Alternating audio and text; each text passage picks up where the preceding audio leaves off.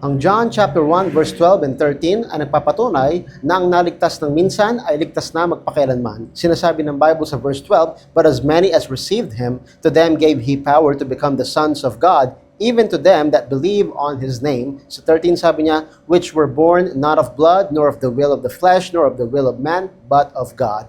Ang sinasabi ng Biblia na kapag sumampalataya ka sa Kanya, sumampalataya ka kay Kristo, ikaw ay naging anak na ng Diyos. Hindi lahat ng tao sa lupa ay Kanyang mga anak. Lahat ng tao ay nilikha niya, pero ang mga anak niya, yung mga sumampalataya lang sa ating Panginoong Hesukristo. At hanggang kailan Kanya anak, wala ng katapusan.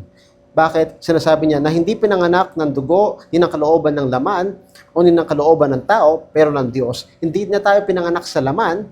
Anong panganak nito ang ating mga magulang? Saan niya tayo pinanganak? Sa Espiritu. Bakit? Ang Espiritu natin ay patay na nung tayo nagkasala. Pero muli niyang binuhay.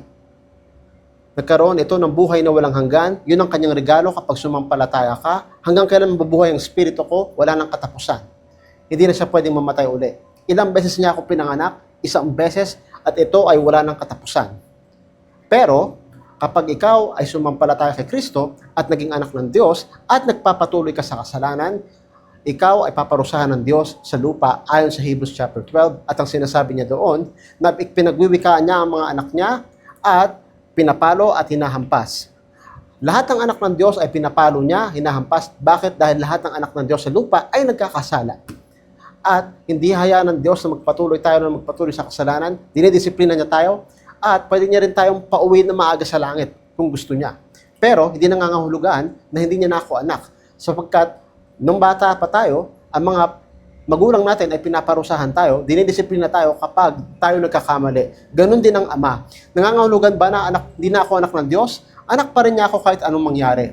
Yun nga lang, may parusa sa lupa kung hindi mo sinusunod ang iyong ama na nasa langit. Pero kung saan ang ama, doon din ang mga anak ng Diyos. Walang anak ng Diyos sa impyerno, yung mga anak ng Diablo ang nasa impyerno. At yung mga anak ng Diyos, tatahan kung nasaan ang kanilang ama. Ito ang pagpapatunay na naligtas ng minsan ay ligtas na magpakailanman.